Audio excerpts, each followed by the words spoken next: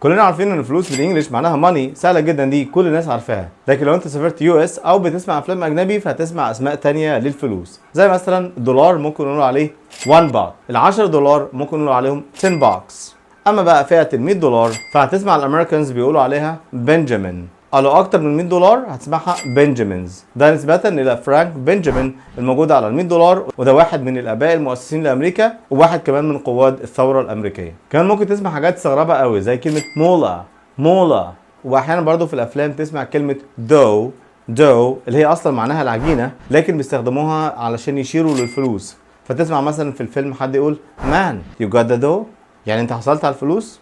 واخيرا ممكن تسمع كلمه بريد اللي معناها عيش، برضو بيستخدموها علشان يشيروا للفلوس. اكتب لي بقى في الكومنتس كنت تعرف كام واحده فيهم. That'll be 1 buck. And $100. I need moolah. Got some dough for me, man?